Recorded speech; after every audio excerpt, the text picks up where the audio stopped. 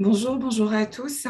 Natacha Billet, d'Orléans Métropole. Orléans Métropole, 22 communes, 285 000 habitants en région Centre-Val de Loire. Et donc la démarche pour laquelle on a été distingué au titre des trophées de la participation, c'est effectivement cette démarche des assises de la transition écologique, démarche qui a été menée en 2021.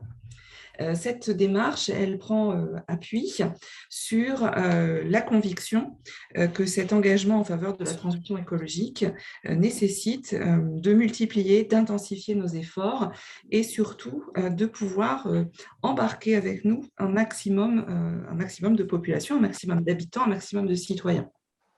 Ce défi de la transition écologique, il avait déjà été posé par Orléans Métropole à l'occasion de la construction puis de l'approbation de son plan climat air énergie territorial, plan qui avait été adopté en 2019 et plan qui identifiait d'ores et déjà cette nécessité de travailler spécifiquement à la mobilisation du territoire, à l'ensemble de ses forces socio-économiques, mais également les forces associatives, les forces issues des communes, et puis également cette force issue des habitants.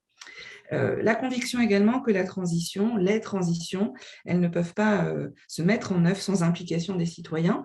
On recherche bien évidemment cette logique de démultiplication, cette conviction également que la puissance publique ne peut pas tout faire, que l'économie doit bouger, que cette économie, elle passe par le citoyen salarié, par le citoyen entrepreneur, et que cette technique, cette approche de la transition n'est pas qu'une simple question de technologie, mais bien une question d'implication citoyenne pour aller vers de la conduite du changement très concret. Ces projets de transition, ils sont encore nouveaux dans leur construction, dans leur process. Ils sont nécessairement innovants, ils nécessitent aussi des prises de risques. Et ces assises de la transition ont bien été construites dans cet esprit de se dire qu'on s'embarquait dans une aventure collective avec, et on l'a revendiqué dès le départ, le droit aussi à l'erreur, le droit à la prise de risque, le droit à l'essai, le droit à cette innovation, à cette expérimentation. Ces assises de la transition, ce sont 6 mois, de janvier à juin 2021, 6 mois d'échanges, de partage et de réflexion commune. 6 mois qui avaient pour objectif d'animer le territoire autour d'événements, autour d'animations, pour à la fois montrer ce qui marchait déjà sur le territoire, et heureusement, on a plein d'initiatives qui sont en cours et qui fonctionnent, mais également collectivement d'explorer les possibles et de créer des solutions concrètes. On a construit ces assises autour de 9 thématiques de la transition.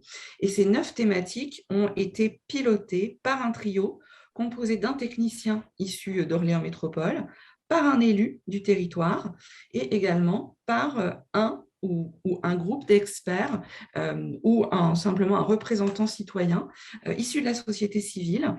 Et c'est ce trinôme qui a ensemble porté chacune de ces thématiques en termes de contenu, en termes d'animation, en termes de restitution. Donc ce fonctionnement en trio était pour nous aussi un marqueur de notre volonté de pouvoir nous ancrer sur le territoire et d'être sur cette démarche très ouverte. Ça, c'était les assises on, et puis on a également eu des assises off qui ont été des formats d'échange ou de partage directement organisés par des acteurs locaux, en leur laissant la possibilité, par nos canaux totalement ouverts, de prendre part au projet et d'être force de proposition dans la démarche. Les assises de la transition, donc 6 mois, découpés en 3 temps. Un temps où on apprend, un temps où on construit et un temps où on fait la synthèse, on restitue et on pose nos engagements. Ce projet a été confronté aux contraintes de la crise sanitaire. On a un peu tendance peut-être à l'avoir oublié, mais 2021 et début 2021, on était encore dans ces contraintes de la crise sanitaire. La commande politique, pour autant, elle a été ferme, c'est-à-dire que le projet, il avançait quelles que soient les contraintes. Donc, à nous d'inventer les méthodologies projet pour permettre de maximiser la participation citoyenne, de garantir la transparence de ce processus collaboratif en intégrant ces contraintes.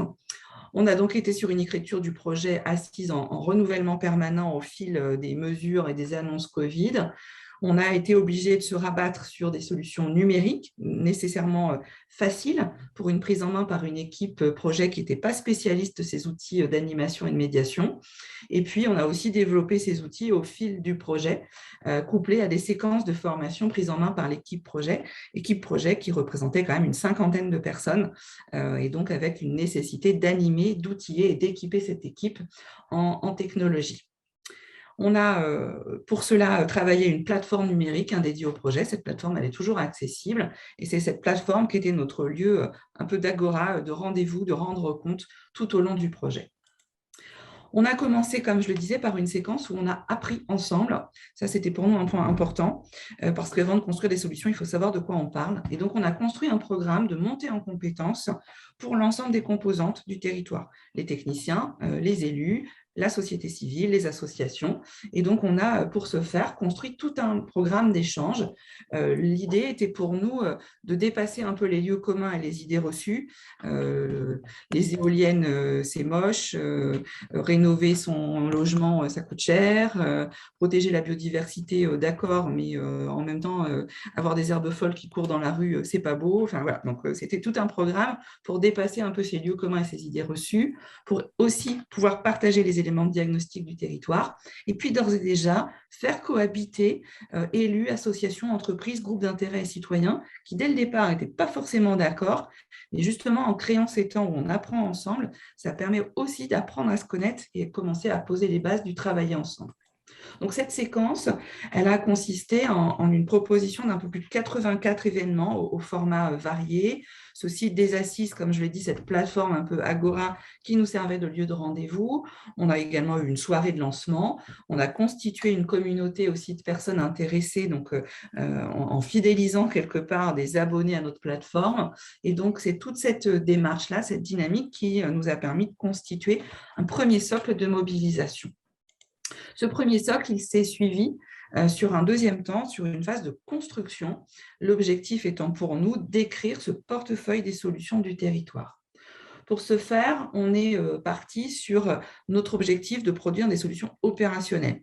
Pas de l'incantation, pas du yak à faucon, mais vraiment du concret, c'est-à-dire concrètement comment on va s'y prendre pour agir en faveur du climat sur notre territoire. Donc, on avait cette nécessité de rechercher des solutions qui répondaient à un besoin et puis des solutions qui étaient utilisables, c'est-à-dire des solutions réalistes. Là encore, un parcours qui nous a permis pas à pas de construire ce portefeuille de solutions. Un premier temps où on a, via des ateliers, pu construire déjà cette compilation des initiatives existantes sur le territoire. L'idée était déjà pour nous de s'appuyer en fait sur ce qui existait, d'en faire aussi un état des lieux, un diagnostic. Qu'est-ce qui marche, qu'est-ce qui marchouille ou qu'est-ce qui ne marche pas et pourquoi. Suite à cette base constituée, on a justement pu aller plus loin en recherchant des solutions et ça s'est fini par des temps de synthèse et de construction. Tout au long, on a varié entre des événements numériques, on était encore sous contrainte. On a commencé à pouvoir sortir de chez nous et aller rencontrer les gens en vrai, donc on a aussi fait des temps d'animation. On a également fait des séminaires, notamment les 22 directeurs généraux des services de nos communes pour impliquer les communes. On a également constitué un temps parcours dédié aux questions de gouvernance et de participation citoyenne, des temps de restitution politique, des temps aussi de présentation en comité des directeurs côté Orléans Métropole. Bref, un maillage de l'ensemble des instances et des composantes du territoire pour infuser ces pratiques et puis pour infuser aussi cette dynamique de construction de portefeuille. Pour ça, on s'est appuyé sur des ateliers numériques, donc autant d'outils qu'on a construits au fur et à mesure pour nous permettre d'avoir ces temps de partage et de dynamique et d'animation avec le territoire. Cette phase de construction des assises, elle a abouti à un portefeuille d'un peu plus de 800 solutions proposées. Et donc, à partir du mois de juin, il a fallu mettre en forme, organiser ces solutions pour aboutir à un plan d'action opérationnel. Donc là encore, sont suivi des temps d'animation de projet, toujours avec cette composante société civile bien présente, pour nous permettre justement de passer d'un inventaire de solutions à une stratégie opérationnelle. Et donc ça a été le temps de la restitution et de l'engagement, notre objectif étant de synthétiser toute cette matière produite et puis de faire en sorte que Orléans Métropole puisse construire son document d'engagement. On a pu enfin se rencontrer en vrai, c'était début juillet, avec un événement de restitution des assises où on a pu rencontrer ceux qu'on n'avait pas pu encore rencontrer, qu'on voyait que derrière des écrans interposés, rencontrer d'autres gens qui ne s'étaient pas forcément encore intéressés à la démarche. Et donc, cet événement qui nous a permis de rendre compte de toute la démarche et puis de partager ces solutions encore avec le plus grand nombre. Tout ça nous a permis d'aboutir en fait à une construction d'une trajectoire en faveur de la transition, à une restitution en 3 briques entre constat et enjeu, vision à 2030 et action. Et puis, on a resitué en fait l'ensemble de ces solutions autour de nos 9 thématiques auxquelles c'est venu greffer une 10e thématique autour de la gouvernance et de la participation, un fil rouge très présent tout au long des 6 premiers mois et qui nous semblait important de matérialiser dans nos éléments de restitution et de construction de portefeuille.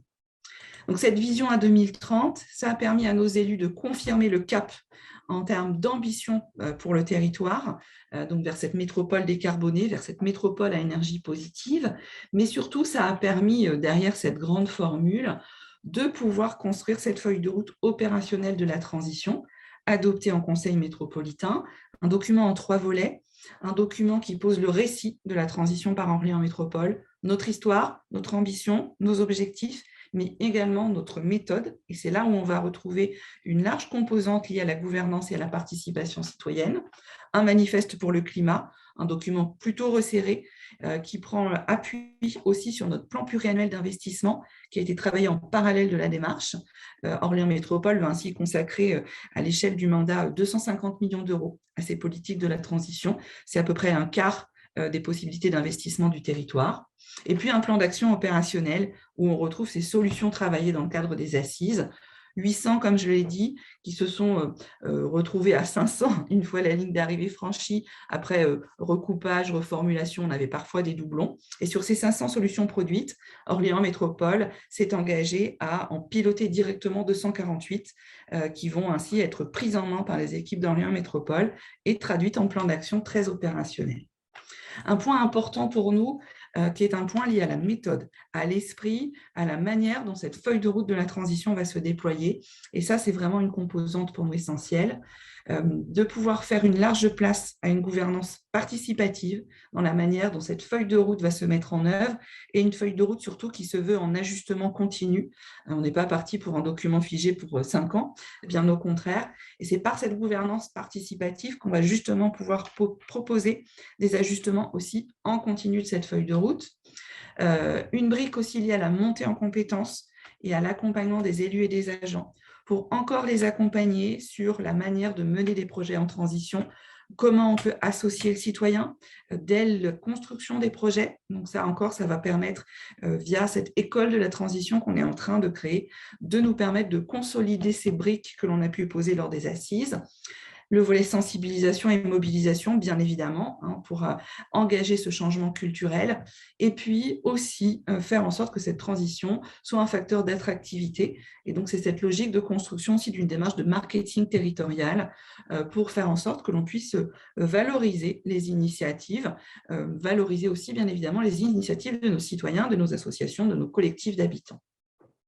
Un point aussi, peut-être juste en focus, sur le fait qu'à l'issue de ces assises, décision a été prise de créer cette vigie citoyenne, ces sentinelles de la transition, qui vont accompagner cette année 2 des assises de la transition, qui démarre maintenant. Cette vigie, elle sera composée de 27 personnes, dont 22 citoyens qui seront tirés au sort. Et la fonction de cette vigie, c'est d'assurer une évaluation participative et citoyenne de la manière dont cette feuille de route se déploie sur le territoire d'Orléans Métropole. Ils auront le droit de nous distribuer des bons points comme des mauvais points. C'est un groupe qui sera animé par un expert indépendant d'Orléans Métropole, un expert en animation, en concertation citoyenne. Et l'instance rendra des avis citoyens qui seront transmis au Conseil métropolitain, qui seront rendus publics et sur lesquels les élus auront à rendre compte parce que du coup, c'est aussi un engagement de transparence et de concrétisation d'un engagement politique en réalisation concrète. Peut-être juste quelques réflexions au bilan sur cette démarche pour finir. Clairement, ça a été une démarche dans un contexte sous contrainte. Alors, c'est fatigant les contraintes, mais en même temps, ça nous a sacrément poussé à innover, à nous réinventer et le tout à marche forcée. Ça nous a montré aussi cette capacité à mobiliser une équipe projet, une cinquantaine de personnes, j'ai dit, et surtout cette capacité de cette équipe projet à monter très vite en compétences, aussi bien techniques vis-à-vis des outils, mais également sur des approches d'animation et de concertation citoyenne, avec un point quand même de vigilance pour que chacun trouve sa place. C'était aussi de la conduite du changement au sein de l'équipe projet. Donc tout ça, ça s'accompagne. Et donc ça a nécessité beaucoup de mobilisation de la part des chefs de projet assises de la transition. Cette animation justement très énergivore, on a eu l'impression de courir un sprint sur la distance d'un marathon, mais avec quand même la grande satisfaction de franchir la ligne d'arrivée, certes essoufflée, mais quand même encore entier. Un projet, comme je l'ai dit, qui ne cherchait pas la perfection, mais d'abord la perfection n'existe pas vraiment, et donc ça a aussi contraint cette équipe projet, cette équipe politique mobilisée à accepter les bugs, des rendus un peu parfois approximatifs, des usagers plus ou moins à l'aise avec les outils, mais au final dans une ambiance très positive qui a aussi été très enrichissante.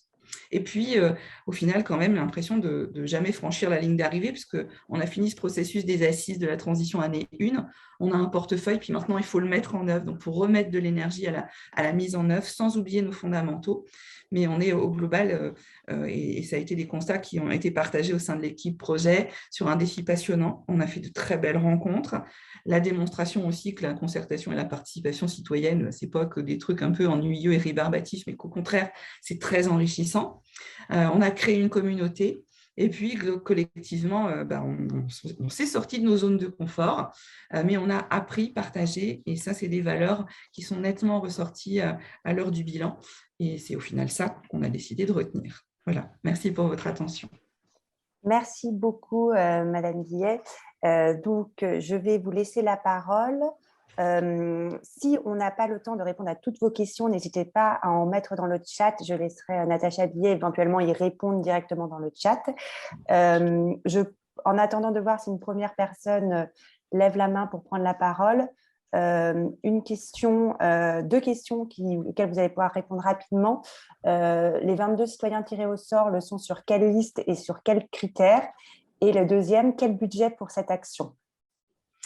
Alors, pour les citoyens, donc effectivement, ils seront tirés au sort avec l'idée d'avoir une représentation du territoire, tant en termes de ventilation géographique que de catégories socio-professionnelles. Et donc, pour ce faire, on se fait appuyer par un cabinet qui est en cours de désignation pour nous permettre ce tirage au sort. Donc, ils prendront appui notamment sur les pages blanches, potentiellement aussi via un mailing. Et donc, ils seront chargés en fait de constituer ce panel en vérifiant à chaque fois que ce panel est le plus représentatif possible du territoire. Voilà. En termes de budget, alors si on ne compte pas les temps hommes mobilisés, on est essentiellement sur du budget de communication, de temps événementiel, de mobilisation d'ateliers numériques. On est sur un budget global, tout confondu à l'échelle des 18 mois au final de la démarche, de 350 000 €. Merci beaucoup. Il y a d'autres questions qui ont été posées dans le chat. Je vais quand même donner la parole à ceux qui lèvent la main. Galia Bamaison. Et n'hésitez pas à vous présenter également. Voilà, votre... Bonjour, vous m'entendez bien? Très bien. Donc, Galia Bamaison, je m'occupe de concertation et d'un conseil de développement à l'agglomération Creil-Sud-Oise, donc dans le sud de l'Oise. Cette présentation est très intéressante. Évidemment, nous sommes sur une configuration différente, pas une métropole, une petite agglomération, donc avec des moyens différents, que ce soit en termes humains et en termes financiers. Mais il me semble que vous avez déployé une méthodologie qui peut être essaimée. Et c'est sans doute pour ça que vous êtes aussi là aujourd'hui et que votre démarche est particulièrement intéressante. Est-ce que vous pouvez me confirmer que cette méthodologie, selon vous, est reportable à d'autres structures, même si elles sont différentes dans leur configuration? Oui, tout à fait. Alors, il y a un point que je n'ai peut-être pas évoqué et j'ai vu qu'il y avait un participant qui n'allait pas manquer de me reprendre. En fait, on a été aidé dans ce projet dans le cadre d'un projet européen sur lequel on avait candidaté, qui était le projet Healthy and Clean Cities. Et ce projet, c'était un peu le projet préfigurateur là, du net zéro, je ne sais plus comment il s'appelle, les lauréats ont été récemment désignés. Là. Et en fait, ce projet visait justement à aider les territoires à déployer des politiques de transition qui pouvaient s'ancrer dans la durée. Et donc, toute cette conceptualisation du process pas à pas, etc., on a été aidé par des experts en concertation, par des experts en innovation, par des experts en stratégie. Et donc, c'est vrai que cet apport méthodologique en ingénierie initiale, honnêtement, le projet n'aurait pas été le même si on n'avait pas eu cet apport-là. Voilà. Donc, c'est en ce sens aussi que, bien évidemment, ce modèle-là peut être reproduit à travers quelques points saillants, notamment cette approche du pilotage par ces trinômes qui nous a permis cette ouverture à la fois faire fonctionner ensemble techniciens et élus pour apprendre ensemble, pour faire en sorte que ce binôme-là travaille sous forme d'équité finalement, les faire travailler ensemble à la construction d'un projet politique, etc. C'était passionnant. Additionner à ça une composante société civile, souvent poil à gratter, voilà, c'est encore des défis complémentaires. L'approche par les ateliers numériques, cette construction aussi on construit en marchant autour d'une équipe projet sur laquelle on a beaucoup travaillé, la transversalité, etc. Je pense que ça, honnêtement, c'est des marqueurs que l'on peut retrouver en termes d'intensité à développer dans beaucoup de collectivités. Ce n'est pas nécessairement dépendant de moyens financiers XXL. Le budget que j'ai évoqué, il a surtout été lié à des dépenses de communication externe, voilà. Parce qu'à l'interne, c'est beaucoup des petites mains qui ne coûtent pas cher en coût direct, mais qui coûtent beaucoup en énergie. Donc oui, très clairement, cette méthode-là, elle peut être reproduite ailleurs et ça peut aussi servir par rapport aux erreurs qu'on a commises à éviter de les reproduire ailleurs. Et juste pour finir, donc, vous confirmez qu'effectivement, par contre, la condition, c'est la grande transversalité et la grande implication de tout le monde, j'imagine. Oui, parce que sinon, vous vous épuisez très, très vite et vous ne sortez pas grand-chose, en fait. D'accord, merci. Merci beaucoup. Il y a 2 questions dans le chat. Enfin, il y en a plusieurs, mais je vais en poser 2. Tout de suite, c'est comment est-ce que vous avez mobilisé des citoyens a priori éloignés des sujets de la transition, donc comment aller chercher les publics les plus éloignés, et peut-être nous en dire un peu plus sur l'école de la transition dont vous avez brièvement parlé. Alors, très honnêtement, cette démarche des assises n'a pas réellement permis de mobiliser des citoyens très éloignés de ces sujets de la transition. Alors, le contexte sanitaire ne vous y a pas aidé non plus, hein, parce que même si des collègues ont fait des ateliers sur les marchés, ont fait des ateliers dans les mairies, même si les communes nous ont servi de relais, honnêtement, aller chercher des citoyens très éloignés en s'appuyant majoritairement sur des outils numériques, c'est compliqué. Maintenant, c'est quand même une démarche qui nous a permis de retisser les liens avec un tissu associatif qui était très méfiant par rapport à ces démarches institutionnelles, de pouvoir comprendre aussi, et ça a servi aussi à beaucoup de collègues, de comprendre en fait parfois ce que ce tissu associatif militant pouvait exprimer. Et donc, ça nous a aussi permis de mieux se comprendre. Mais les citoyens très éloignés des sujets de la transition, honnêtement, on n'est pas allé les chercher à travers cette démarche-là. Par contre, on a créé un réseau qui nous permet d'étendre nos champs possibles d'intervention et donc de nous rapprocher petit à petit de ces citoyens éloignés de ces sujets de la transition. Mais ça, c'est le défi, effectivement, de l'année 2 du process des assises de la transition. Sur l'école de la transition, donc c'est un projet qui est en cours de montage. L'idée, c'est vraiment de pouvoir développer, donc pour l'instant en interne, à destination des effectifs d'Orléans Métropole et potentiellement de ces communes, donc des effectifs agents, mais aussi des élus, un dispositif de montée en compétences. Donc, ce dispositif se voulant lui-même en transition, c'est-à-dire qu'on ne peut pas être sur un dispositif où vous avez des modules auxquels vous vous inscrivez sur des transmissions totalement descendantes. On est sur une école qui vise à accompagner en marchant les processus, à accompagner les projets, à réfléchir à des nouvelles manières de concerter avec les habitants, à des façons aussi de pouvoir évaluer les projets, à renforcer nos capacités à travailler en transversalité et en coopération. Donc, on est vraiment sur un esprit d'école qui est en train de se constituer, mais qui sera vraiment, en fait, l'outil point de repère interne de la démarche. pour permettre à l'ensemble de nos effectifs de s'intégrer à ces processus de transition, de travailler à des logiques de transformation de l'organisation. Et donc, c'est un concept qui est en cours de finalisation avant, je dirais, une mise sur le marché prévue pour l'automne 2022. Merci beaucoup. Quelqu'un demande s'il sera possible de disposer du PowerPoint que vous avez présenté. Oui, tout à fait. Je vais vous le mettre. Je vous le mettrai dans le chat et puis si jamais vous ne pouvez pas le récupérer, n'hésitez pas à me renvoyer un mail, je vous le renverrai. Est-ce qu'il y a encore une question? Parce que sinon, il y en avait une dernière dans le chat qui était, vous avez répondu en partie, c'était est-ce qu'il y a eu des tensions entre les différents acteurs? Et si oui, comment avez-vous pu favoriser la confiance entre chacun? Alors oui, il y a eu des tensions. Alors, pas au sein de notre équipe projet. On a eu quelques élus au début qui ont un peu traîné de la patte, c'est-à-dire les faire venir à des temps où ils allaient apprendre des choses. Pour certains élus, ce n'était pas forcément évident. Les mettre dans une posture de colleur de post-it, ce n'était pas forcément non plus évident. Leur apprendre à se taire pour écouter la parole citoyenne, c'est aussi c'est une forme d'apprentissage. Et tout ça, c'est régulé. Les tensions, elles sont apparues sur des associations qui étaient très engagées, très en frustration par rapport à de l'absence de résultats, par rapport à des promesses qui avaient pu être formulées. Mais justement, ces tensions-là, elles ont pu être exprimées.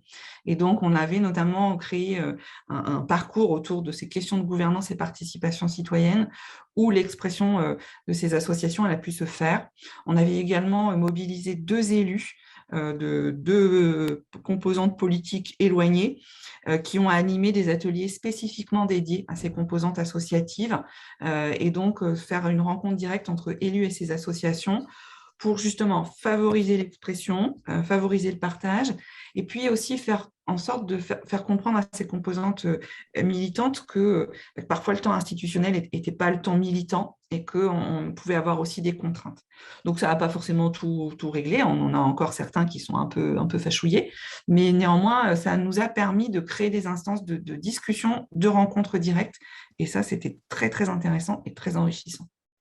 Merci beaucoup. Je pose une dernière question et puis on va passer à la deuxième présentation. C'est la population est-elle déçue à l'image des attentes fortes pour la Convention citoyenne pour le climat? Alors, déçu par le résultat des assises année 1, non. Et ça a notamment été exprimé, là encore, lors du vote en conseil métropolitain par l'ensemble des composantes politiques, y compris un membre de cette assemblée qui est très connecté au tissu associatif militant et qui a clairement dit que la démarche avait répondu à ses attentes et que l'engagement qui a été pris était fort et que les résultats étaient concrets. Maintenant, c'est maintenant que c'est compliqué. C'est le passage à l'acte, la transformation. Et c'est là où on a clairement un risque de désillusion, un peu comme la Convention citoyenne pour le climat, où le passage à l'acte a été un peu plus compliqué. Il n'y a pas eu d'écart, par contre, entre les solutions, les propositions faites par les citoyens et la manière dont Orléans Métropole les a repris. Nous, notre point de vigilance, c'était la transparence tout au long du processus, et ça a été reconnu. Mais maintenant, effectivement, c'est la manière dont tout ça se met en œuvre et c'est là où on a clairement un risque. Ouais.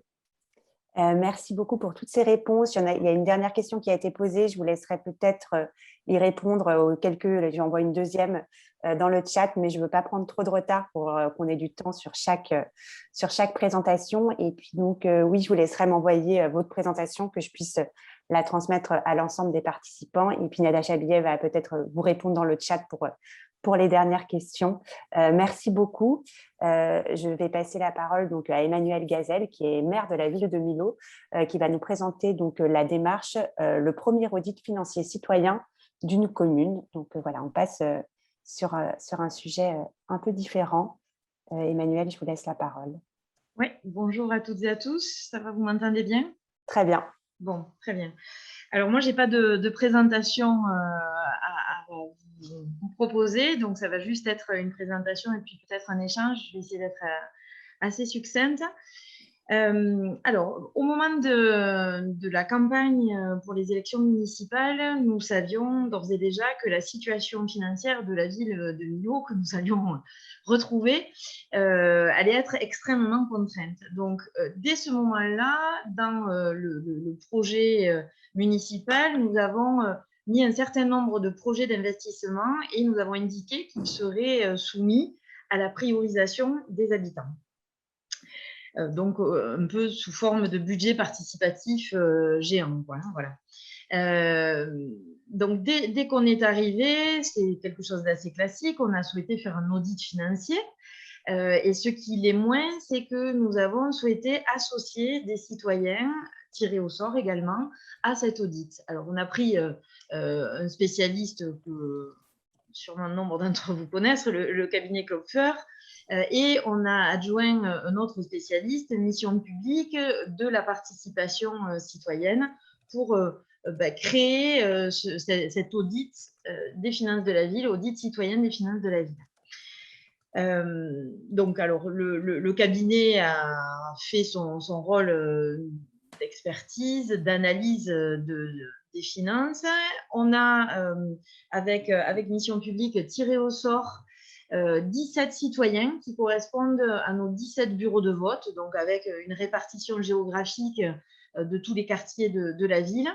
On a tiré beaucoup plus que 17 personnes pour arriver à en obtenir 17, parce qu'après, il fallait que les gens acceptent de jouer le jeu, de se mettre dans la démarche. Ils se sont engagés sur 3 soirées d'analyse et puis une restitution en conseil municipal. Donc, on a eu ces 17 personnes qui étaient peu à connaître le fonctionnement des collectivités, encore au moins de la comptabilité publique. Donc, c'était voilà, quelque chose de très nouveau pour eux. On a travaillé en sous-groupe de travail avec le cabinet Klopfer qui a mené du contenu.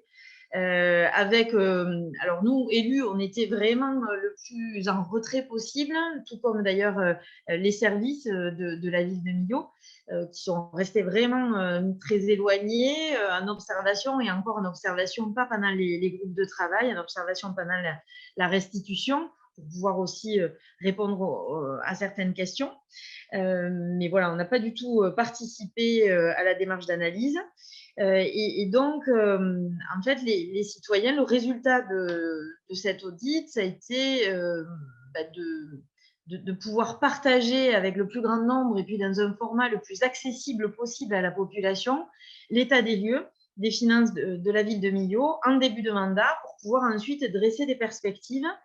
Donc, la récompense qu'on a eue, c'est vraiment sur ce temps fort de l'audit financier. En revanche, ce temps fort de l'audit financier s'inscrit dans une action plus globale. Et donc, l'audit a déterminé notre capacité à investir sur l'ensemble du mandat, hors opérations déjà engagées ou opérations d'entretien de notre patrimoine communal, donc qui sont déjà très contraintes, on va dire. Et donc, c'est uniquement à 5 millions d'euros. Vous voyez, sur une commune, je n'ai pas présenté la commune, mais Millau, c'est 22 000 habitants. C'est la sous-préfecture du département de l'Aveyron avec une communauté de communes assez étroite. On est seulement 15 communes autour de la Comcom, et puis un bassin de vie d'environ 90 communes très rurales, 70 000 habitants, celui du Sud Aveyron. Donc voilà, un budget de 5 millions d'euros d'investissement sur l'ensemble du mandat. Pour les élus, vous imaginez quand même à quel point c'est contraint. D'où notre volonté de pouvoir partager avec les habitants, prioriser les investissements que nous allions choisir. Et donc, cet audit a donné lieu derrière à une grande votation citoyenne, un budget participatif sur 100% de notre investissement pour le mandat, ou quasiment. Et donc, on a fait une grande démarche on est allé dans les quartiers avec des urnes pour pouvoir voter. Le magazine municipal a présenté l'ensemble des projets que nous avions déjà identifiés au moment du programme municipal, et puis dans ces premiers mois de mandat aussi d'autres investissements qui nous ont paru pertinents d'ajouter. Et donc, on a réussi à mobiliser pas mal d'habitants, parce qu'il y a plus de 3000 personnes, 3200 personnes entre les votes numériques et les votes physiques qui ont pu se mobiliser sur un corps électoral de 16 000, donc c'est pas mal du tout, et qui ont pu prioriser du coup les investissements sur le mandat. Alors, ce que ça a permis aussi, c'est que aujourd'hui, les habitants savent qu'on ne va pas pouvoir rénover tous les bâtiments, aller sur de nouveaux investissements, parce que les choix, on les a portés ensemble. Donc ça, c'est quelque chose d'assez satisfaisant. On est très heureux d'avoir mené cette démarche et d'avoir fait confiance aux gens, parce qu'on peut se dire de prime abord que les finances publiques, c'est non seulement pas un sujet très sexy, attractif, mais en plus un sujet assez ésotérique et pas tout à fait facile d'accès. Et bien, quand on donne les clés aux habitants pour pouvoir rentrer dans les sujets, franchement, leurs préconisations étaient tout à fait pertinentes, étaient tout à fait responsables. Alors, ils n'étaient pas d'accord sur tout, hein. Il y avait vraiment ces deux visions, on peut dire, des finances et de la gestion dans un mandat. Il y avait des gens qui étaient davantage sur la volonté d'investir au maximum pour pouvoir pour mettre en place des éléments d'attractivité, par exemple, et puis d'autres qui étaient plus frileux en disant bon, il faut pas insulter l'avenir, et donc il faut quand même garder des ratios qui soient tout à fait convenables.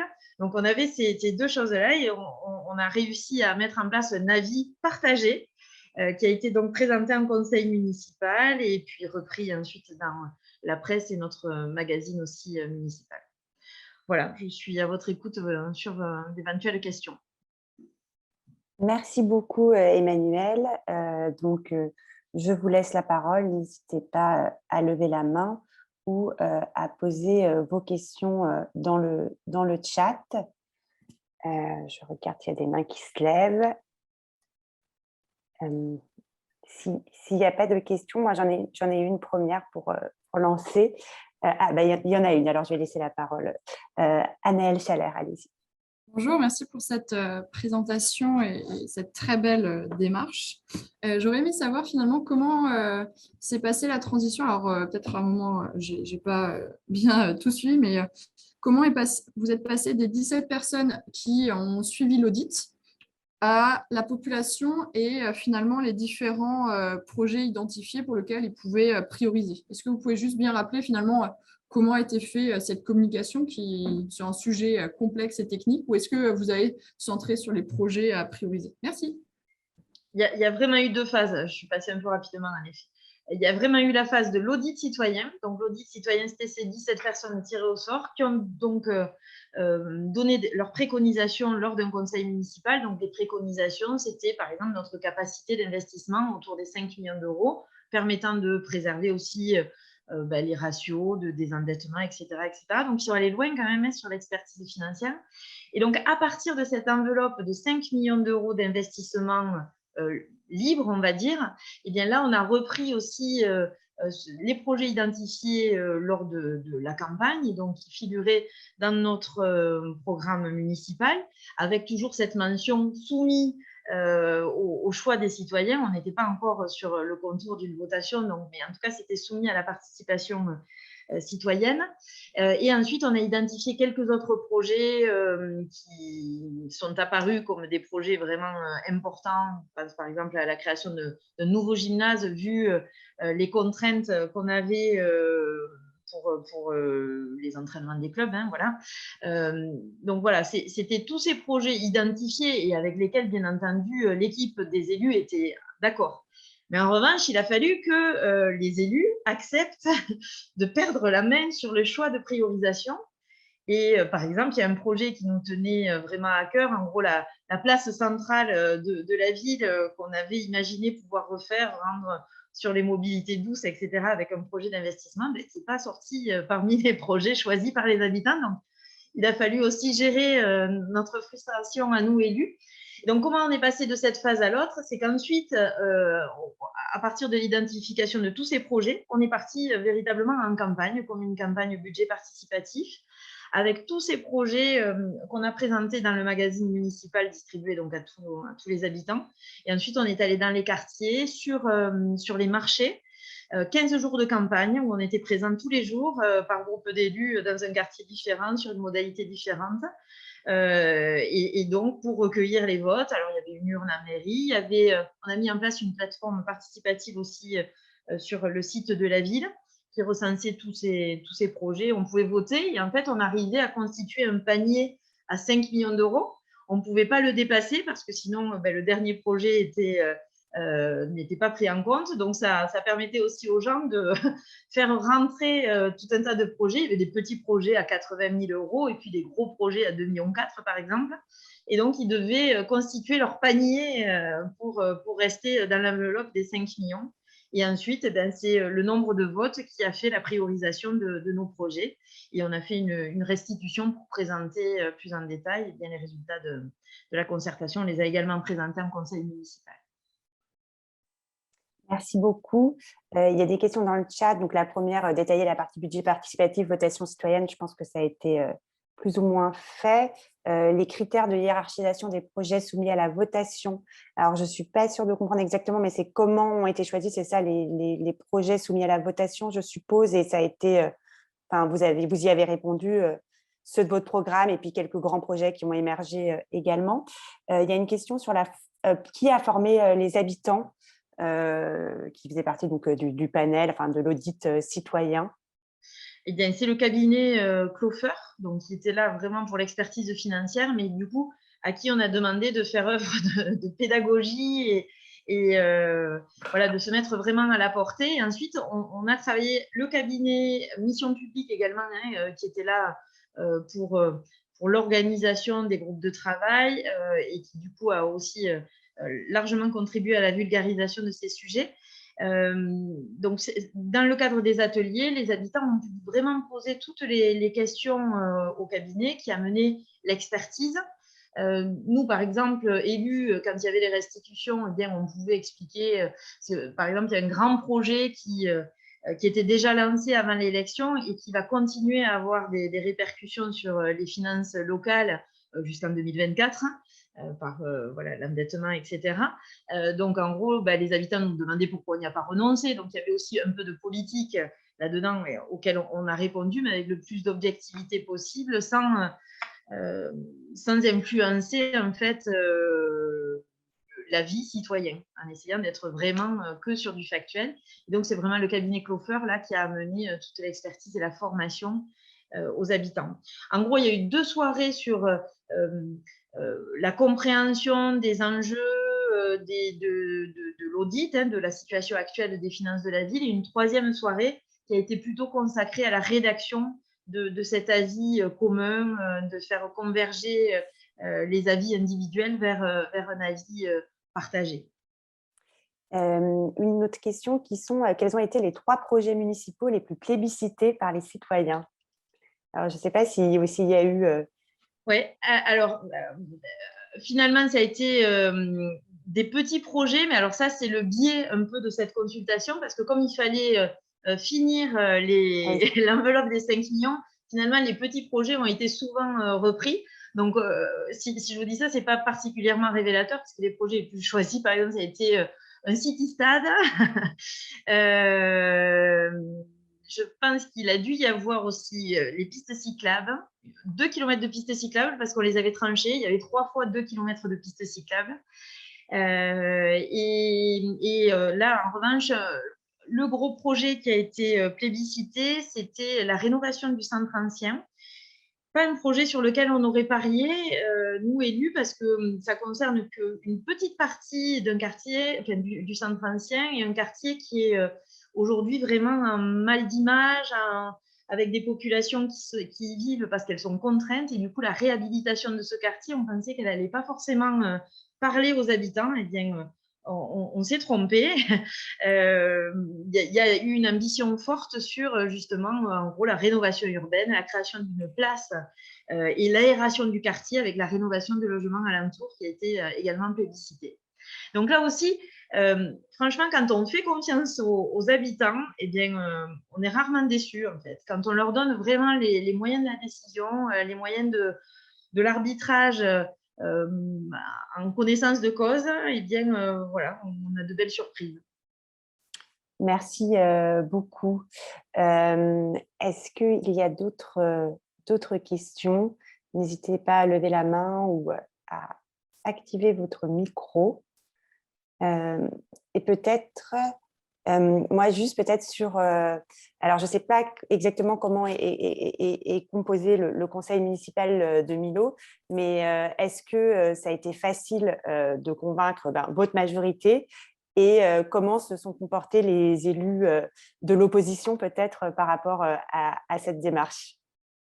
Alors, les élus de la majorité, c'était simple parce qu'en fait, on s'est vraiment retrouvé aussi sur la constitution de notre projet politique autour de démarches participatives. C'est-à-dire qu'on a co-construit le programme. On est dans une union large. Et du coup, c'est aussi le projet qui a permis le rassemblement d'un certain nombre de courants différents. Donc, on était vraiment impliqués dans la démarche d'emblée. En fait, c'est même cette démarche qui a permis la constitution de notre équipe. Donc, ça n'a pas été difficile sur l'engagement au départ. Ce qui a été difficile, c'est le résultat finalement de la votation où un projet vraiment qui nous tenait à cœur, voilà, il va falloir qu'on dégage de nouvelles marges si on veut arriver à le lancer dans le mandat. C'est ça le défi. Bon, et compte tenu de l'augmentation, de toutes les contraintes que tous ici connaissent, voilà, je ne suis pas sûre qu'on y arrive. Donc ça, il faut en effet l'avaler et puis l'accepter. Mais ça faisait partie de la règle du jeu. Hein. On ne pose pas des questions aux habitants si on n'est pas sûr ensuite de pouvoir suivre leurs préconisations. Donc voilà, on gère notre frustration. Avec l'opposition, on ne peut pas être contre. En plus, ça a été quand même un succès populaire, plus de 3000 participants. Et puis, on a remis finalement la politique avec, au sens noble du terme, au milieu de la place du marché, quoi. Hein. C'est-à-dire que les gens parlaient, ah ouais, toi, tu as voté pour quoi? Et discutaient sur le fond, oui, mais bon, les pistes cyclables, c'est bien, mais franchement, un projet de réhabilitation sportive, c'est beaucoup plus important. Bon, voilà. Et du coup, vraiment, ce débat-là positif, même quand on veut être opposant, on n'arrive pas vraiment à trouver les arguments pour le critiquer. Alors, il y a toujours eu des petites critiques sur, par exemple, le coût. Alors, le coût du cabinet d'audit, le coût de mission publique, mais bon, ça a été rapidement balayé parce qu'on est sur un coût quand même extrêmement faible. Ça a coûté moins de 6 000 €, y compris avec le magazine spécial, enfin, tout ce qu'on a pu mettre en place comme coût supplémentaire.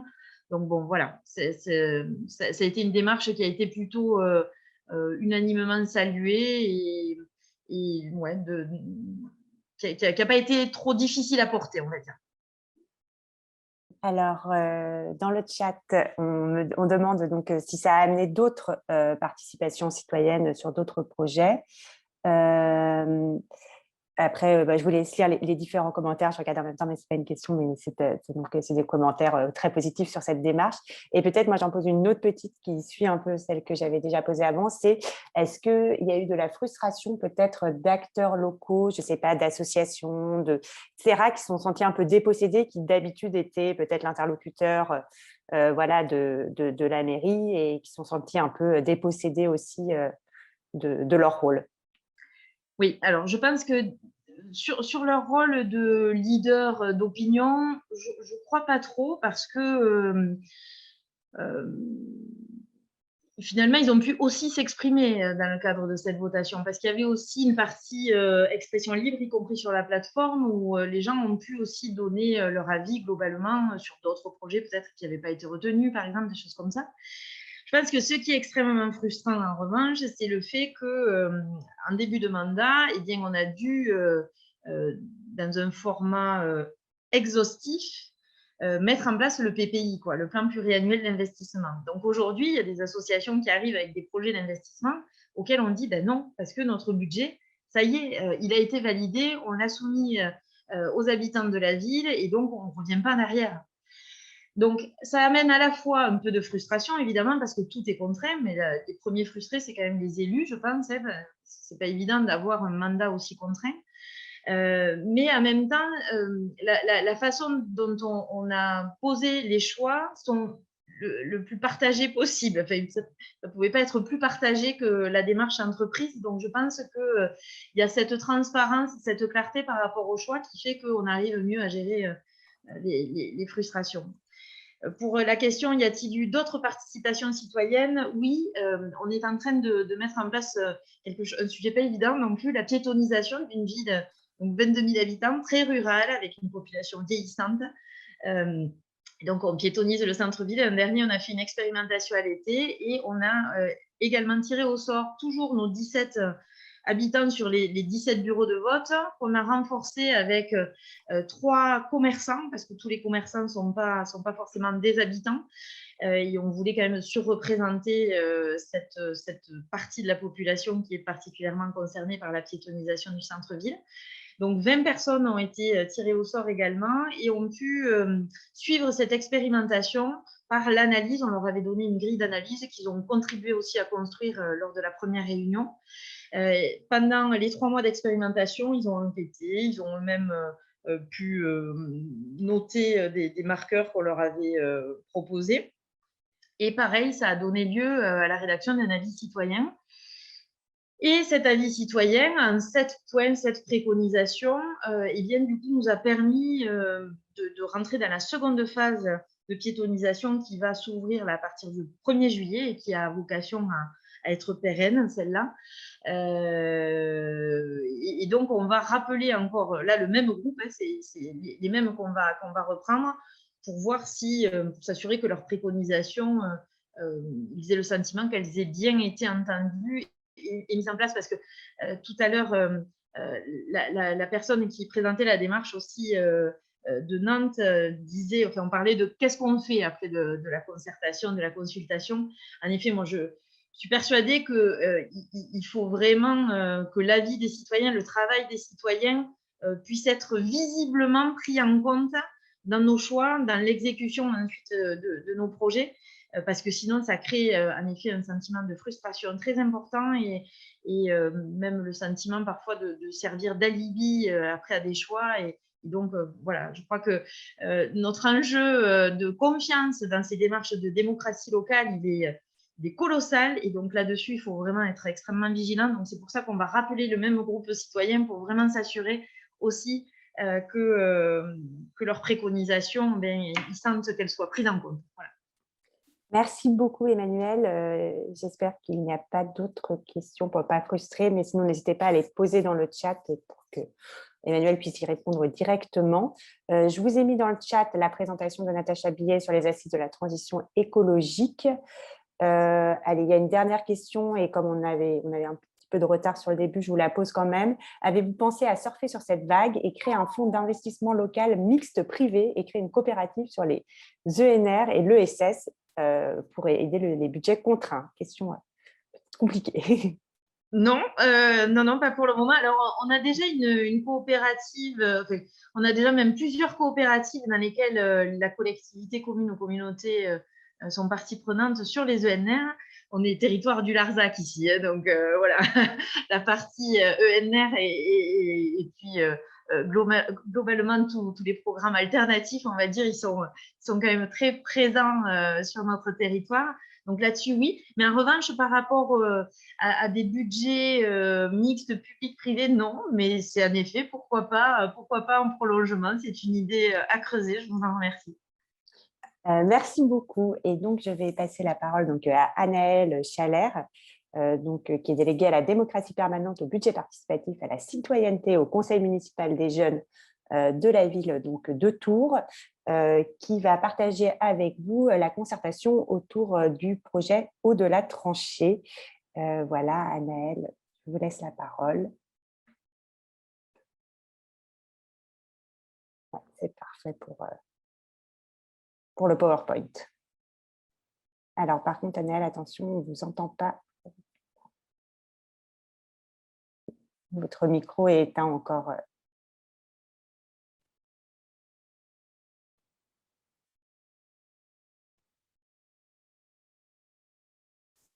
Vous m'entendez? Voilà, c'est bon. Alors, C'est bon. je savais que ça allait commencer à un moment donné pour le partage. Il fallait d'abord allumer l'audio, aussi allumer la vidéo tant qu'à faire. Très bien. Et je vais vous mettre la présentation à partir du début. Alors, j'ai un truc qui tourne parce que j'ai validé les listes électorales en même temps. Ce n'est pas une bonne idée, donc ça devrait bientôt solver du début. Bref.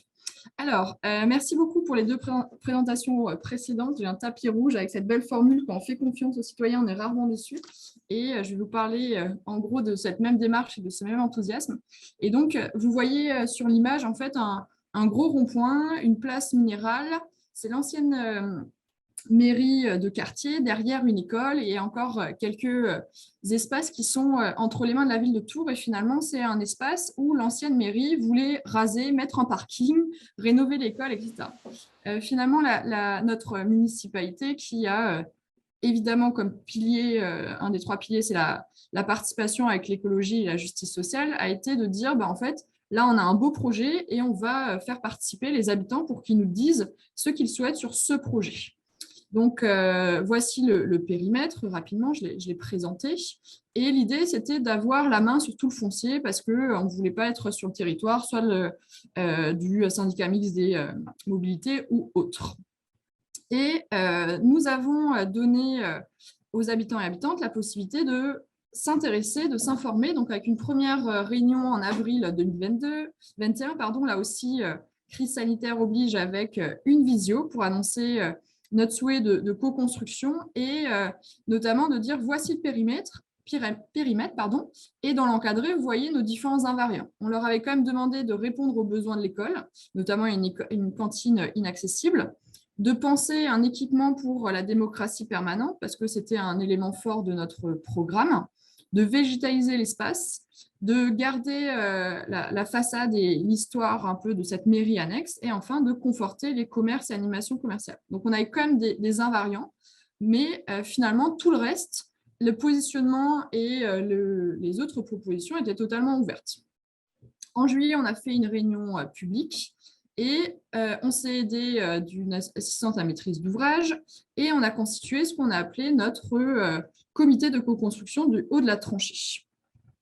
Finalement, il y a eu 110 citoyens qui ont participé, 70 titulaires, qui ont représenté notamment 15 associations ou instances comme les conseils de quartier, répartis en différentes thématiques. Donc, il y avait des représentants de la jeunesse enfance, des professionnels commerçants, un panel habitants, un panel des élus. Alors, les élus de l'opposition, on ne les a pas beaucoup vus et ça va me faire marrer, mais ce n'est pas grave. La vie de quartier, animation et aussi les artistes. Et enfin, la question des mobilités. Donc, l'idée ici, c'était d'avoir des habitants du quartier, mais aussi plus loin de la ville. On a une ville de 137 000 habitants. Et là, on est sur Tours Nord, un quartier qui peut se sentir délaissé par rapport à Tours Centre, etc. Et en parallèle, une enquête en ligne avec 670 réponses qui étaient déjà encourageants. Voilà. Donc, l'objectif, c'était en fait que les habitants et habitantes réalisent un plan guide citoyen. Donc, en fait, c'est un document où ils font le diagnostic, ils déposent leurs idées, leurs envies et réalisent finalement différents scénarios. Alors, en mars 2022, ça a été, donc il y a quelques semaines, c'était assez émouvant parce qu'il y a 8 habitants et habitantes qui ont pu faire leur présentation au maire et aux élus. Et donc, on a inversé les rôles. Cette fois-ci, c'était bien la population qui indiquait finalement leurs attentes, leurs scénarios, etc. Et nous allons prendre un urbaniste programmiste qui va par la suite partir de ces scénarios pour regarder ce qui est faisable en termes de réglementation, de finances, etc. Et l'idée, c'est d'avoir un comité de veille des habitants, une vingtaine cette fois-ci, qui pourront suivre ce travail du futur urbaniste programmiste. Et en novembre, à l'automne, on devrait avoir un programme arrêté. Comment ça s'est déroulé? Le 28 août, on a démarré par une balade urbaine où les personnes ont pu être sur site et voir notamment des espaces qui étaient jusque-là inconnus, voire inaccessibles. Donc, une cinquantaine de participants. À chaque fois, on n'avait pas tout à fait les 70 titulaires, mais une bonne participation tout de même. Des premiers ateliers pour faire définir les usages, les fonctions, qu'est-ce qu'ils avaient comme envie, comme besoin dans ce quartier. Le deuxième atelier, ils ont pu affiner le programme et voir aussi les points faibles, les points forts de ce qui avait été élaboré. Donc là, l'idée à chaque fois, c'était des petits groupes, post-it, vous connaissez, avoir des images, des cartos, etc. On a pensé aussi à un webinaire, alors c'était en visio parce que crise sanitaire oblige, pour penser un petit peu ce que nous avions en tête pour ce établissement un peu ce public de la démocratie permanente ou au terme. Donc, on a fait intervenir d'autres collectivités qui disposent de ce type d'infrastructure. Un troisième atelier, effectivement, pour hiérarchiser, compléter les différents scénarios, choisir les images d'ambiance aussi pour affiner un petit peu. Une balade urbaine, parce que sur le gros rond-point que vous avez vu, passe le tram. Et en fait, on a une œuvre de Buren qui fait 15 km avec des poteaux qui sont un peu décriés par certains, certaines. Donc, une balade urbaine pour suivre ces 15 km et mieux comprendre l'œuvre. Et enfin, un atelier 4 qui a été finalement divisé en 3 pour notamment des raisons sanitaires et aussi pour finalement avoir des plus petits groupes et travailler sur l'école, sur les différents espaces qui pouvaient être mutualisés avec l'école et le quartier. L'atelier suivant, c'était la volumétrie. Donc ça, ils ont beaucoup aimé. Ça ne se voit pas à cause de mon truc muche. Ils ont pu jouer avec les niveaux. Et ce qu'ils souhaitaient, reconstruire 2 étages, 4 étages, 6 étages et finalement voir les différents volumes. Et enfin, un dernier atelier sur les paysages, la place de l'art, etc. Donc, un peu moins de participants ici, mais en même temps, c'était peut-être presque une réunion par semaine ou toutes les 2 semaines, ce qui faisait beaucoup. Et finalement, cette dite restitution le 30 mars, avec effectivement ces habitants qui proposent leurs différents scénarios à l'équipe municipale. Et enfin, la trace, on va dire, écrite avec ce rapport et les différents éléments. Après, je l'ai déjà un peu dit, il y aura un comité de veille pour suivre tout ça. Et aussi, on va avoir à cœur de restituer en priorité au comité de co-construction au 110 pour qu'ils puissent vraiment suivre en toute transparence et que surtout les choix soient expliqués de manière pédagogique par l'urbaniste programmiste. Et finalement, ce très beau résultat, donc 3 scénarios pour le dire vite. Alors, il y en avait on va dire un 4e et ils l'ont eux-mêmes supprimé. Donc, vous voyez la cour d'école qui est végétalisée. Il y a un jardin à l'extérieur. Ils ont pensé peut-être un rooftop avec une terrasse en hauteur, une grange qui peut devenir lieu associatif ou de danse, plus d'espace pour l'école, de la convivialité, différents passages piétons, mobilité douce, etc. Et donc, tout ça pour vous dire que nous avons aussi, comme prochaine étape, nous l'avons déjà fait, présenter ça à l'équipe pédagogique qui n'avait pas trop pu être présent à ces différents éléments. Et donc, vraiment un fort enthousiasme des habitants qui se sont dit très fiers de pouvoir penser la ville, très satisfaits de pouvoir dire enfin ce qu'ils voulaient, vu que l'équipe d'avant n'avait pas pris en compte véritablement leurs besoins. Je ne sais pas du tout si j'ai tenu les 10 minutes ou pas. Je veux bien qu'on m'indique si je peux encore compléter un petit peu ou pas. Oui, c'est possible. Donc, ici, ce que je tenais aussi à faire comme retour, c'est que cela crée du lien social entre différents habitants du quartier qui n'avaient pas forcément les mêmes idées politiques et qui ont travaillé ensemble à l'intérêt général. Alors, pour l'anecdote, on avait un ancien élu de l'équipe précédente qui a participé, qui a été ravi. On avait à Tours, on a souvent un public plutôt diplômé ou habitué. Il y avait notamment une personne qui était très fière de découvrir tout ça et de pouvoir s'exprimer en soulignant qu'ils ont pu tout au long des mois, alors c'était quand même, je le précise, 8 mois de rencontres, donc d'août à février. C'était 30 heures de travail avec des agents de la ville extrêmement motivés et impliqués. Donc finalement, on a fait plus de rencontres que prévu. Il y a une réelle ambition politique et vraiment, je souligne l'implication des agents qui quand même doivent se rendre disponibles vraiment en soirée à de nombreuses heures. Voilà. Et une fierté de dire penser la ville avec les habitants parce que là, ils ont vraiment pu s'exprimer sur leurs besoins. Donc, par exemple, vous voyez, il y a une crèche qui est située ici. On a pu repenser les différentes entrées de l'école avec le problème de dépose minutes. Et là, en fait, c'est qu'une première étape importante de dire, voilà la copie des habitants et habitantes. Alors, ils ont respecté notre périmètre, ils ont respecté nos invariants. Là aussi, de dire que finalement, ils jouent le jeu quand on est honnête de dire, en fait, on ne pourra pas non plus déconstruire l'école, mais qu'on va faire une reconstruction.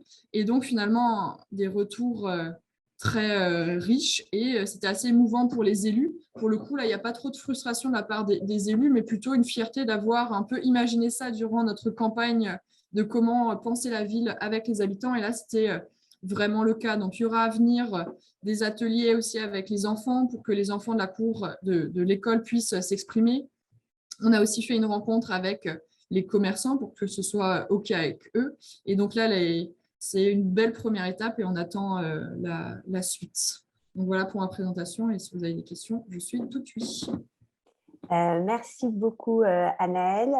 Il y avait une première question dans le chat, c'est souhaitez-vous essaimer à d'autres projets en rendant la démarche récurrente? Alors, je vais juste voir si je peux bloquer. Comment on fait pour sortir de la présentation? Alors, je vais essayer de vous voir parce qu'en fait, je ne vous vois pas. Voilà, c'est bon, très bien. C'est bon. C'est mieux pour… je vais y arriver. Oui, nous avions déjà sur d'autres projets cette volonté de participation citoyenne. Alors, certains projets, notamment, c'est la métropole qui avait la main. Donc, il y avait une place du monstre qui est un peu touristique où on a fait plusieurs petites rencontres avec des habitants aussi de la ville et les commerçants. Mais finalement, c'était des délais beaucoup plus contraints parce qu'on n'avait que 2-3 mois pour faire le travail avec les habitants et derrière, il fallait lancer les travaux pour ne pas gêner pour l'été, etc. Donc, il y avait des délais très contraints. Ici, l'avantage, c'est qu'on a pu prendre le temps de faire cette concertation sur 8 mois, donc un temps précieux pour poser la réflexion, affiner les copies. Et donc, c'est la première fois que je parle vraiment de co-construction parce qu'il y avait ce cadre, ces invariants et le temps pour les habitants de s'emparer pleinement de la copie. Parfois, on était plus sur de la concertation ou de la co-construction un peu rapide. Mais effectivement, on a à cœur de penser aussi… l'autre sujet que j'aurais pu vous présenter, c'est la rénovation d'un quartier prioritaire de la ville, Sanitas, mais c'est d'autres collègues qui ont davantage porté ce sujet, notamment politique de la ville, urbanisme, etc. Et donc, effectivement, on a à cœur de se baser sur cette parole citoyenne pour qu'ils puissent nous dire quel est leur diagnostic et quels sont leurs besoins et idées pour le quartier. Donc, je ne vous parle pas de toute l'innovation et expertise d'usage, mais on est bien là-dessus. Merci beaucoup. Une autre question, c'est s'il y a eu une forme de reconnaissance, de valorisation de l'investissement humain pour fidéliser les habitants, monnaie locale par exemple. Voilà, comment est-ce qu'il y avait quelque chose de proposé? Alors, en termes de reconnaissance, donc on n'a pas utilisé la monnaie locale, ça, je n'ai pas forcément bien compris, mais par exemple, juste pour vous dire que le comité de co-construction a été convié à la conférence de presse, ils ont été conviés avec le travail, avec l'équipe pédagogique, donc on est plutôt sur une reconnaissance, on va dire, symbolique de leur travail, parce qu'il y a eu une réelle implication, et je pense qu'ils sont aussi ravis de découvrir ces coulisses, de participer à une conférence de presse ou autre. Et l'idée, c'est de continuer à travailler avec eux, mais voilà, il n'y a pas hormis la reconnaissance symbolique, par exemple, il y a une vidéo, donc plusieurs personnes ont pu s'exprimer par la vidéo, il y aura un gros travail de communication. Donc, on est plutôt sur la valorisation, la communication, faire savoir que ce projet a été pensé avec eux et s'appuyant sur leur travail d'habitants-habitantes. Merci beaucoup. Alors, il y a une autre question, mais elle n'est pas très claire pour moi. Bonjour, en dehors de la mobilisation d'expérience ailleurs lors de la visio, a-t-il été fait appel à des compétences autres? Je ne sais pas si… Je veux bien aussi l'explication. Oui, n'hésitez pas. Allez-y. Oui, excusez-moi. Non, la question, c'était… j'ai bien vu que vous avez fait intervenir des élus lors de cette visio, aussi démocratie ouverte. Est-ce que dans l'accompagnement de la démarche, il y a eu diverses compétences externes ou internes à la ville qui ont été mobilisées en dehors des services, je veux dire. Ok, alors j'ai un peu mieux compris. Alors juste pour indiquer qu'on ne s'est pas appuyé sur démocratie ouverte, on avait une AMO outre. Par contre, de se dire qu'effectivement, on a fait intervenir, alors on avait convié l'architecte des bâtiments de France pour l'atelier sur la volumétrie, etc. Et malheureusement, il ne s'est pas déplacé. On a fait appel pour la balade urbaine le long du tram pour comprendre l'œuvre de Buren sur la personne qui l'avait mis en place. Donc, c'est un peu l'experte, c'est un peu Madame Buren sur la ville de Tours. Donc, on l'a fait intervenir.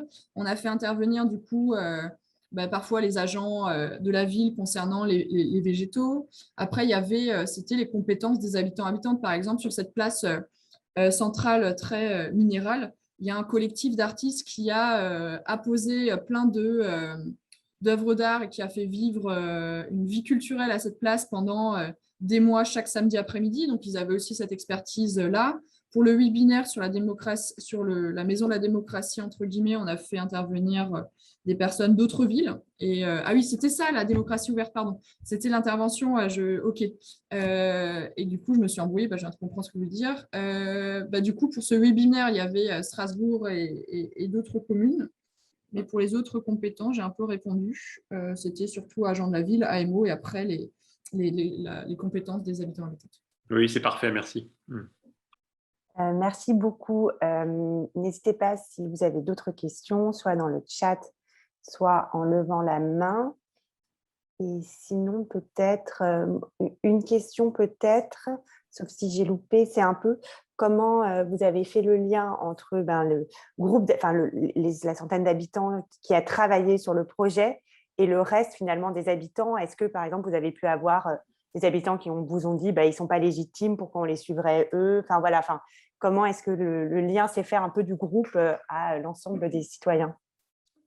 Alors, ce lien, il n'est pas tout à fait achevé. Donc, il y a premièrement la conférence de presse qui a permis dans les médias locaux de parler de ce projet. Il y a le magazine de la ville de Tours du mois de mai qui présente finalement les résultats. Pour les rues autour, alors c'est jamais assez, mais il y a un petit fascicule qui a été fait pour montrer toute la démarche et les trois scénarios en fonction. Et il va y avoir, ce qui est plutôt chouette, c'est que on a eu la chance d'être suivi par une personne qui a filmé finalement les différentes étapes et qui a fait un très chouette montage pour illustrer les balades urbaines, les ateliers, le webinaire, etc. Et qui a pu donner la parole à moi en tant qu'élu, mais aussi aux habitants, d'où les termes de « je suis très fière, j'ai pu participer ». Et cette vidéo va permettre finalement de mettre en image et avec des mots ce que ressentent les habitants qui ont pu participer, donc aussi le fait qu'ils attendent la suite, qui souhaitent participer et continuer à participer, etc. etc. Et donc, ce support média vidéo va nous permettre aussi de mettre ça en images et mots. Je pense que ça peut être chouette. Et donc, on n'a pas encore tous les retours. Donc, en commission municipale, je vais en parler à l'opposition, qui n'a pas trop suivi au final, malgré qu'ils étaient invités. Donc, je n'ai pas encore tous les retours, sachant qu'on a bien dit que les 3 scénarios ne sont pas figés, que par exemple, l'équipe pédagogique qui a pas pu trop participer, parce que franchement, ils n'ont pas pu en être, on les avait bien invités, on va encore affiner les 3 scénarios, ce sera peut-être un mix des 3, et que finalement, c'est des grandes intentions, des grandes lignes, et qu'au fil des mois, avec programmistes urbanistes, on va affiner la copie avec les habitants-habitantes. Merci beaucoup. Une question, donc cela conforte-t-il l'envie de la ville et d'habitants de récidiver sur d'autres sites ou sujets hors renouvellement urbain? Tout à fait, donc ça nous conforte, effectivement. Et donc, il y a d'autres projets et je pense que le mot expérimentation et laisser la place aux habitants pour parler, mais aussi pour tenter. Là, on a des anciennes casernes militaires qui vont devenir un nouveau quartier. Et en fait, on a 5-6 grandes halles. Et du coup, on permet à des collectifs d'habitants, des associations de venir proposer une activité pour 3 heures ou pour 3 mois, avec cette idée que ça doit être un peu, beaucoup de personnes puissent se saisir de ces halles, donc expérimentation.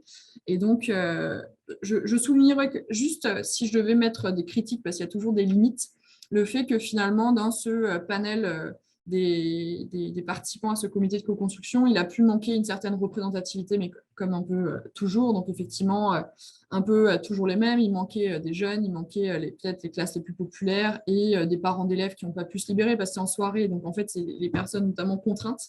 On n'a pas pu faire ça vraiment autrement.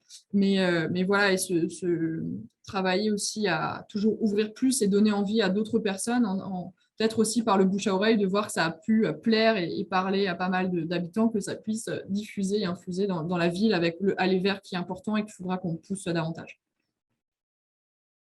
Merci beaucoup. Alors oui, on me demande de mettre également, est-ce que, oui, Anaëlle, vous m'autorisez à partager avec l'ensemble des participants votre PowerPoint? Tout à fait. Voilà, super. Donc, je vais vous le partager également dans le chat et si par hasard vous n'arrivez pas à le récupérer, n'hésitez pas à me faire un petit mail pour que je puisse le faire. Est-ce qu'il y a une ou deux dernières questions ou remarques? Je lis le message donc, de Galia Bamaison. Merci de nous avoir présenté ces 3 expériences extrêmement intéressantes. Retenons le maître mot, faire confiance. Comme ça fait une belle conclusion. En tout cas, ce que je trouve intéressant, c'est qu'on a eu 3 présentations sur 3 thématiques différentes, sur la transition écologique, sur les finances, sur l'aménagement urbain, sur 3 collectivités de taille, d'aspects différents. Voilà, et à chaque fois, on a vu que globalement, je crois que le bilan était très positif. Alors, il y a une dernière question. Dans quel délai le démarrage des travaux alors, il manque quelques mots, mais je pense sur les délais de démarrage des travaux, en gros, suite à cette concertation. Alors ça peut être un peu une frustration parce qu'il en faut, c'est de dire que finalement, vu la longueur des études, des démarches, etc., donc permis de construire c'est toujours un peu long, grosso modo, on a indiqué à la population assez rapidement que fin du mandat, on va prioriser les travaux de l'école, mais finalement, les autres chantiers, ils seront peut-être lancés, mais pas forcément arrêtés. Enfin, ils ne seront pas finalisés. On n'aura pas finalisé le quartier mai 2026. Donc ça, c'est assez frustrant de se dire que... Et c'était un peu une inquiétude des habitants en disant que est-ce qu'on n'aura pas fait tout ça pour rien s'il y a un changement d'équipe? Et l'idée, ce sera aussi au fil des mois d'expérimenter des animations sur la place, d'expérimenter petit à petit, voilà, que ce soit des tables avec des jeux d'échecs, que sais-je, ou des premières plantations, etc., pour donner vie à cette place et pas attendre que tout sorte de terre avec des grues etc. Et je pense que là, l'implication des habitants a été tellement forte et que notre communication va être tellement importante là-dessus qu'il sera quasiment impossible, je pense vraiment que la prochaine équipe, si ce n'est pas nous, puisse revenir en arrière. Alors qu'on l'avait un peu fait parce qu'ils avaient prévu un parking relais à la place, en gros, cette belle place qui peut être minérale, végétale, etc. Donc ça, c'est peut-être des frustrations latentes en fait des travaux qui vont se faire d'ici 4 ans, 5 ans, etc. Voilà. Merci beaucoup, Anaëlle. Écoutez, s'il n'y a pas d'autres questions, un grand merci à tous pour votre présence, pour vos questions, pour ces 3 présentations, Emmanuelle, Natacha, Anaëlle. C'était vraiment intéressant, même pour moi qui connaissais vos démarches, pour les avoir lues. C'est quand même encore mieux de les avoir à l'oral et de pouvoir vous poser nos questions. Je vous rappelle juste donc, que l'édition 2022 des Trophées de la participation et de la concertation est lancée et donc vous pouvez candidater avec vos démarches de participation et de concertation, que vous soyez une collectivité, mais aussi entreprise, association, collectif citoyen.